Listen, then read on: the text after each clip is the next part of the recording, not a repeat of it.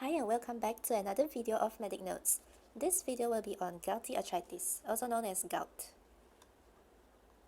Gouty arthritis is a type of arthritis that causes inflammation of the joints due to an excess uric acid level in the body. And it usually happens in the metatarsophalangeal joint of the big toe, where there is a name for it, where we call it podagra. This is a picture of illustrative of gouty arthritis. So normally it's seen in elderly men, male are more prone, and then it will be seen at the big toe, at the foot. So these are some of the pictures showing more severe gouty arthritis, where it can occur at other places as well, where this occurs in the fingers. And the second picture shows that there is a ulcerated tophi in the gout.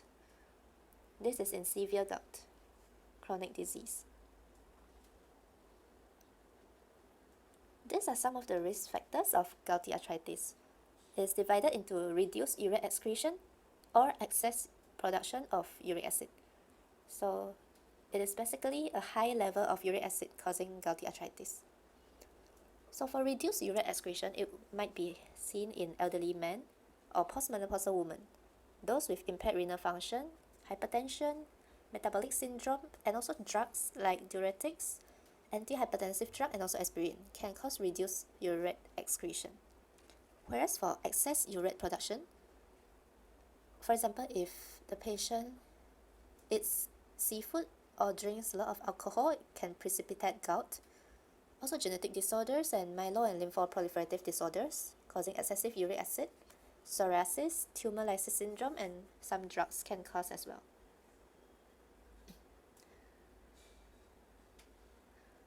For investigation, we can do polarized light microscopy of the synovial fluid of the affected joint, where the expected finding for gout will be presence of negatively birefringent uric crystals.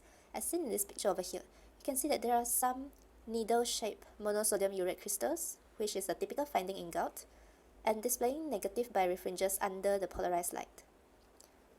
For the serum uric, it is expected to be high, and we can also do joint X-ray of the affected joint, where the expected finding would be soft tissue swelling, and we might see some well-defined punch-out erosions at the juxta-articular bond. The soft tissue swelling will be in the early stage, whereas those erosions might be seen at the later stage. For treatment of acute gout, we can give high-dose NSAIDs, or if contraindicated, we can use colchicine, which is effective but slower to work. Some other drugs are steroids, either oral, intramuscular, or intraarticular steroid. They may also be used, and we should rest and elevate the joint. Ask the patient to lift up their leg when resting. And we can also give ice packs to relieve the swelling and inflammation. For prophylaxis, this prophylaxis is indicated in a few conditions. For example, if there is more than one attack in 12 months, or there is presence of tophi or renal stones.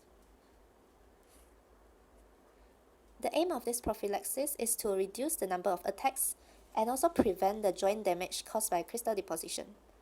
So we can give allopurinol,